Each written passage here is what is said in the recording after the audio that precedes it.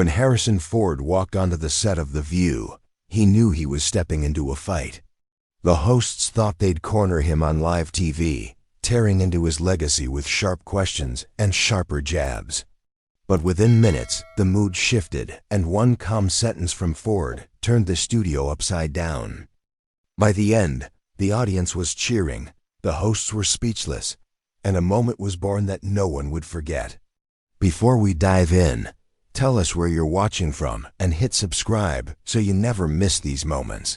They thought they had him trapped. The co-hosts of The View were armed for battle. On the schedule was a candid conversation with Harrison Ford, but behind the scenes, everyone knew it was a takedown.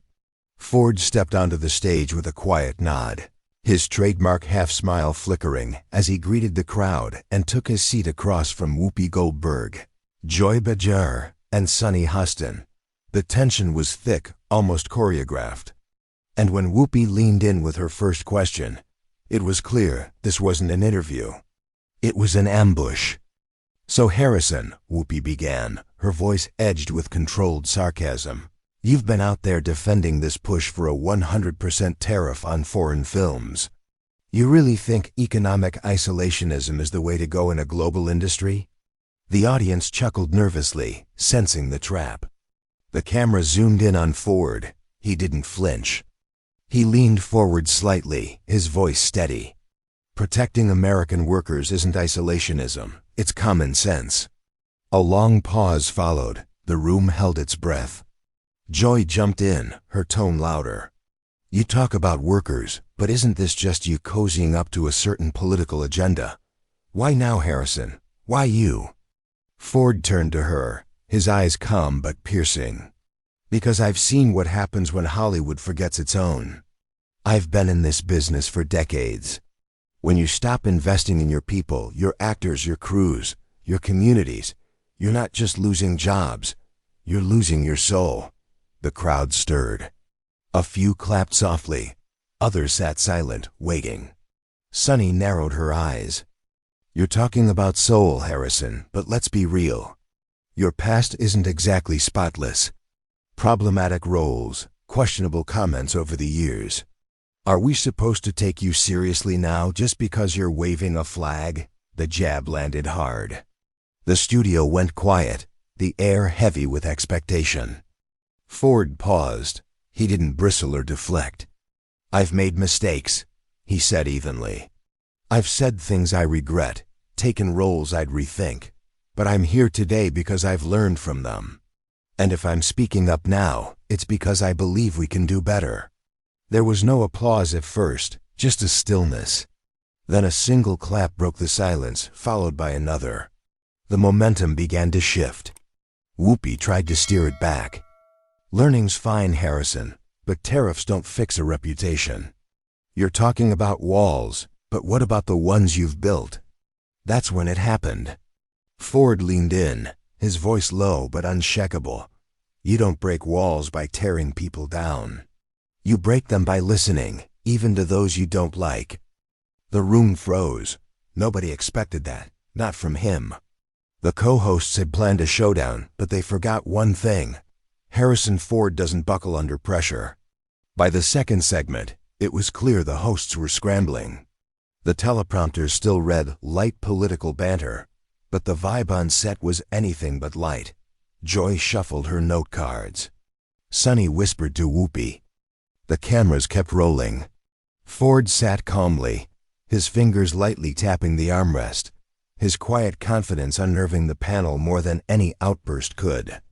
"Let's talk economics," Joy said, her voice sharper. "You think a 100% tariff on foreign films will save jobs? Won't that just spark a trade war and jack up ticket prices?" Ford nodded, as if she'd asked the most reasonable question imaginable. "I hear you. Tariffs can sound like a blunt tool.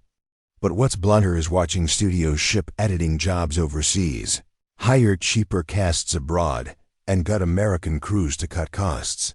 He glanced at the audience. "This isn't about competition. It's about being undercut. If we don't draw a line, Hollywood becomes a shell of itself." A few claps rang out, then a cheer.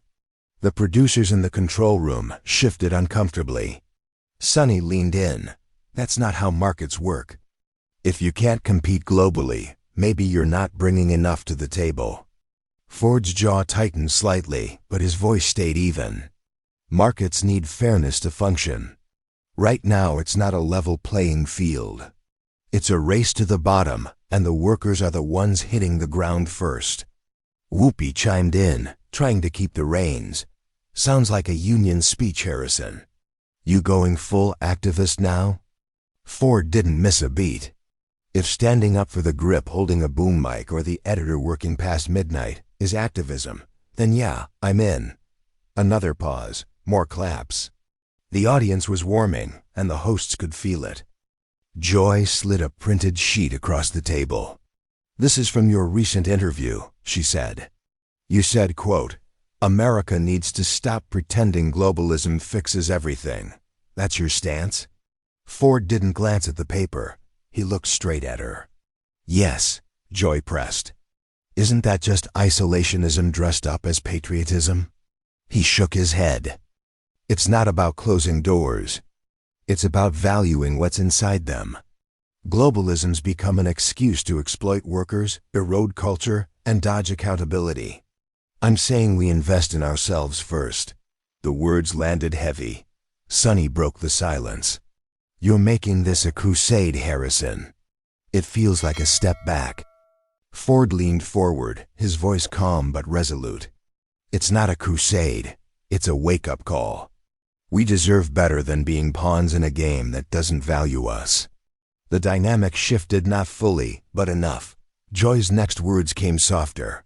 We'll be right back. As the show cut to commercial, the host's eyes betrayed their unease.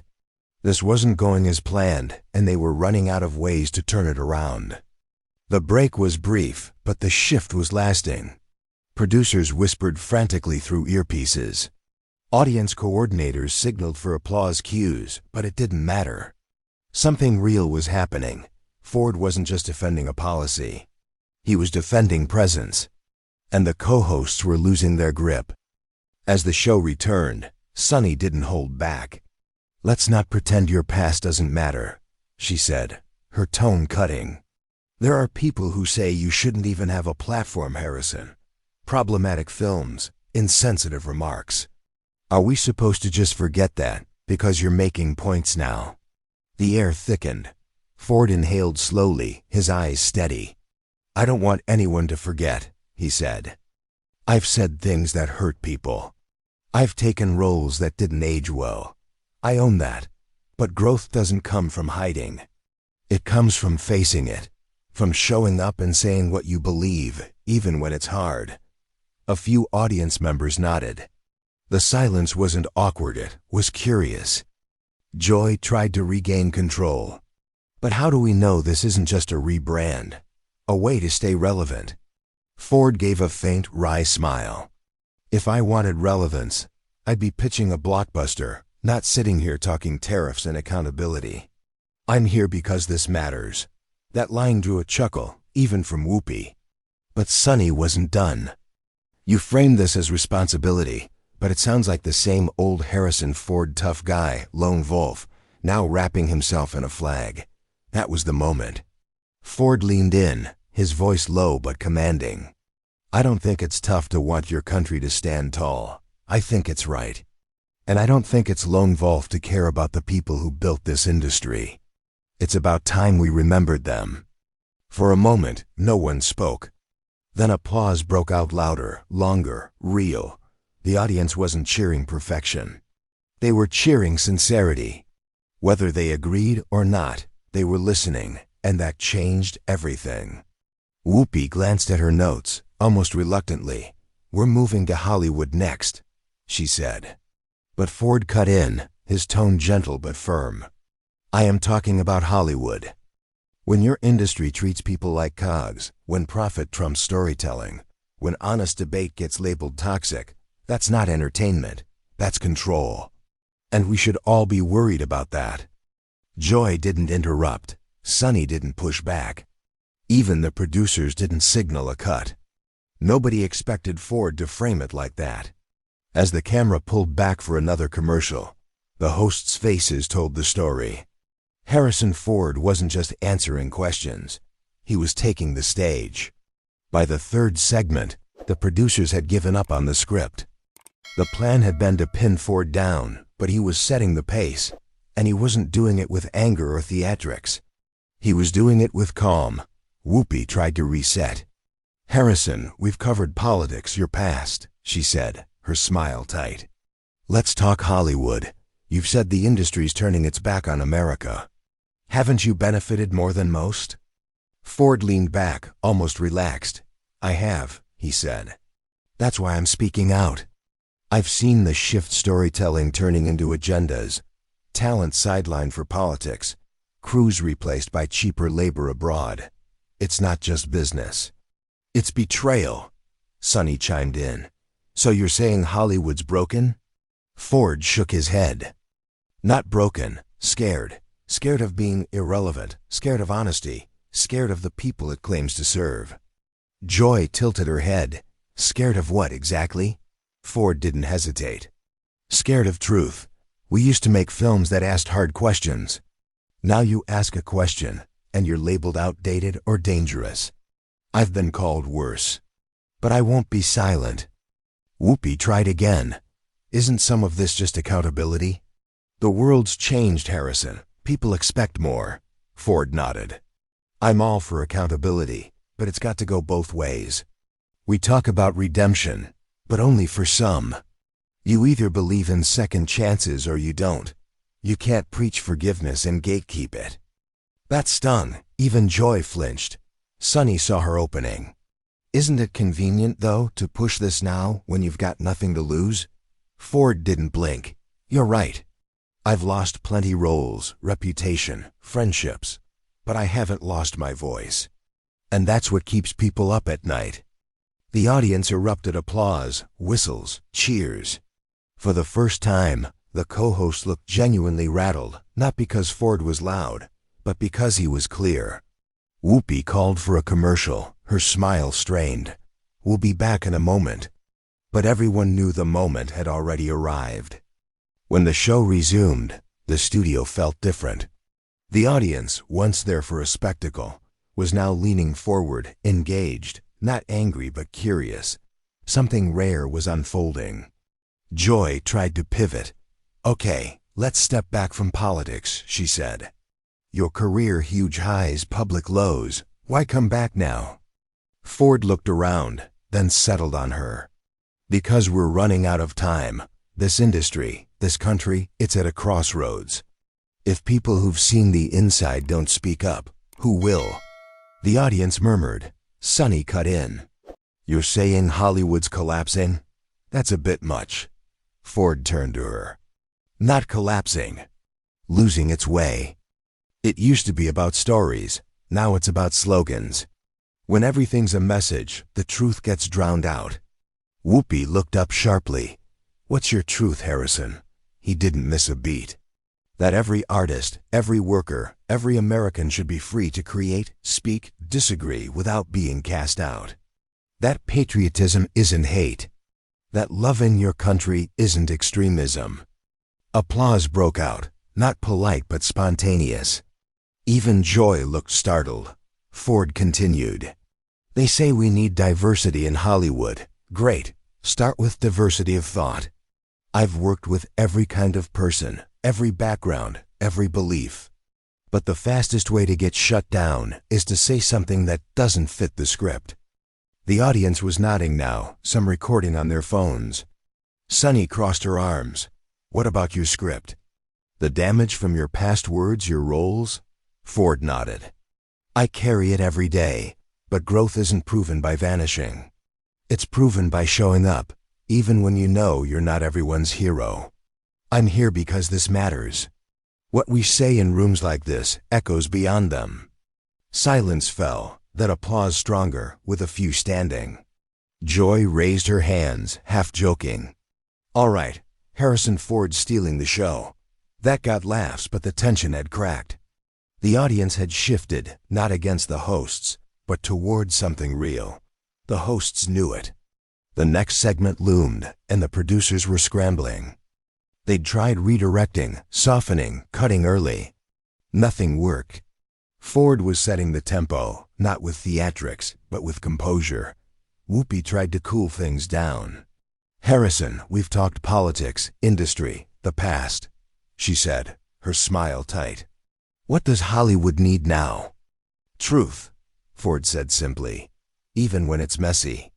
We're more afraid of upsetting people than lying to them. That's the problem. We don't need safer conversations. We need braver ones." A few claps grew into more. Joy leaned forward. "But conversations without consequences just become chaos.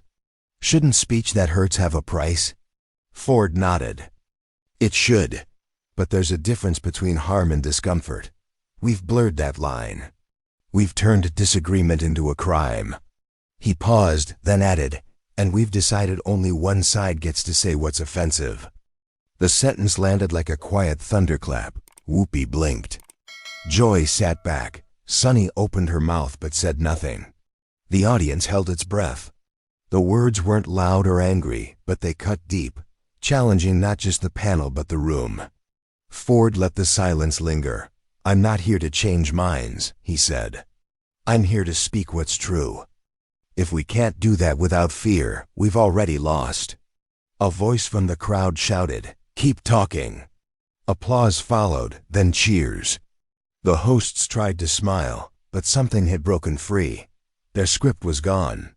Ford was leading now. Another commercial break hit, but nobody moved, unwilling to miss what came next. Back from the break, the studio looked the same, but it wasn't. The hosts' postures were stiffer, their smiles forced. Ford remained steady, his calm now carrying an edge, like he knew this was the moment everything had built toward. Joy pushed harder. "You say you're speaking truth," she said, her voice raised. "But let's be honest, Harrison, your words divide people. You're not a unifier, you're a lightning rod for controversy." Ford nodded slowly. "I can't control what people see in me," he said. "But I can control what I say. And when I see a country ripping itself apart over sound bites, I'm going to speak, no matter who it ruffles." Sunny followed, her tone sharp. "What about when your words cause the damage?" Ford met her gaze. "Then I own it. But owning it means standing here, facing the heat, not hiding. I'm here." "Where are the others?" That hit. It wasn't just about him. It was about everyone silenced, pushed out, not for crimes, but for ideas. Whoopi exhaled slowly.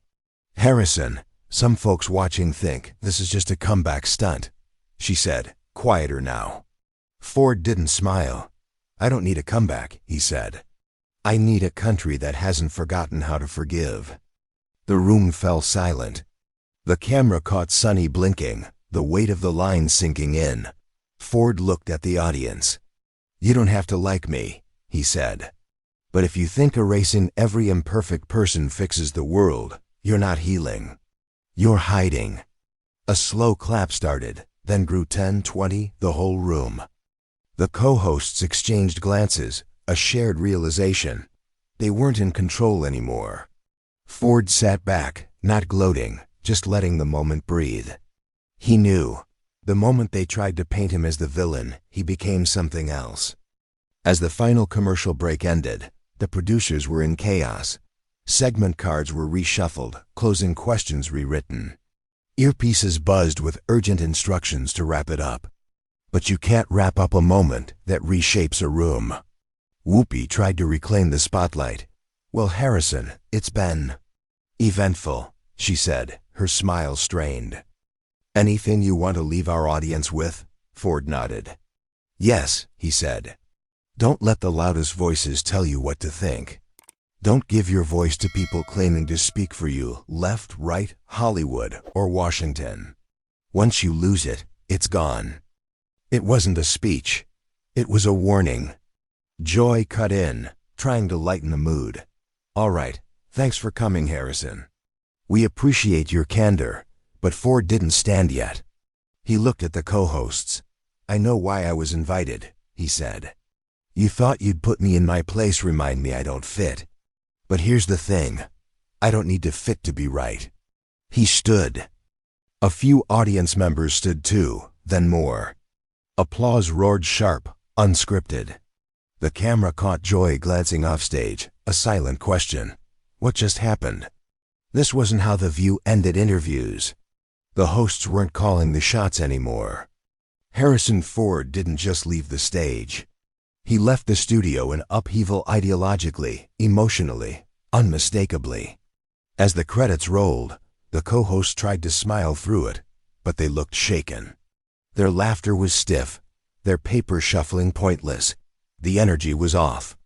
And beyond the studio, the moment was already rippling. Clips circulated not officially, but through raw, unfiltered shares. Ford calmly dismantling Sonny's jab. Ford challenging Whoopi's framing. Ford standing as the crowd stood with him. It wasn't just a segment. It was a reckoning. The View had built a stage for confrontation, but they didn't expect to lose. The broadcast ended, but the real impact was just beginning. By noon, conversations were everywhere, not on screens, but in homes, workplaces, churches. Clips spread through phone calls, group chats, whispered exchanges. Half praised Ford's clarity, a rare voice willing to face the fire and speak plain. Others called it a stunt, a calculated play dressed in calm tones. But one thing was clear. Nobody was talking about the host's message. They were talking about his. By afternoon, headlines emerged. Harrison Ford turns tables on The View, wins crowd. Ford's poise shocks hosts in daytime clash. Is TV ready for real debate? Back at the studio, the fallout was palpable. Producers huddled, debating which clips to release, which to bury. Staffers monitored audience reactions, most tilting heavily toward Ford. A leaked memo from a producer read, "We thought we'd frame him, he framed us." Joy was reportedly furious not at Ford's views, but at his unshakable calm. They'd thrown everything at him, his past, his politics, his legacy, and he didn't waver. Sonny left the studio quietly, no post-show comments, no press quotes. Even Whoopi, the panel's anchor, muttered to a producer. He didn't take the bait. That was what unnerved them. Ford hadn't played their game. Ford, meanwhile, was gone. No follow-up interviews, no press circuit, just silence. He'd said his piece and didn't need to repeat it. That silence amplified everything. By evening, late comics referenced it, some poking at Ford, others at the hosts. But even in jest, the moment lived. It had weight, it had reach, it sparked thought. The View had invited him to tear him down. Instead, he left them grappling with their own assumptions. The next morning, the story was still alive. Every outlet had a take. Clips amassed millions of views. Pundits dissected each exchange like a legal brief. But one line kept resurfacing. We've decided only one side gets to say what's offensive. It echoed, not because it was loud, but because it was true. Even Ford's critics had to admit it. He hadn't shouted. He hadn't dodged. He hadn't crumbled. He walked into a trap and dismantled it with clarity, not chaos. The real impact wasn't in headlines. It was in living rooms where families who'd long dismissed Ford watched the clip, rewound it, talked. Not everyone agreed, but they listened. They debated. They thought. And wasn't that what The View claimed to champion? Some skeptics softened. "I've never liked Ford, but he showed guts," said a teacher at a book club. "He said what needed saying, no venom," said a union worker at a diner. The View stayed quiet, no highlight reels, no interviews, just a vague statement thanking Ford for an open discussion. It didn't land. Ford returned to his life, no statements, no fanfare. For once, the goal wasn't the spotlight. It was to speak one true thing, clearly, and let it stand. In a world of noise, one sentence cut through. You don't break walls by tearing people down. You break them by listening, even to those you don't like. And maybe that's why it lasted. He didn't win by shouting. He won by being heard. If you believe your voice matters, even when it's tested. Tell us a story of yours in the comments below and subscribe. Silence never changed anything. Thank you for watching our channel Modern Stories. If you liked our video, you should subscribe for more amazing videos like this. Have a healthy and happy day. See you in the next one.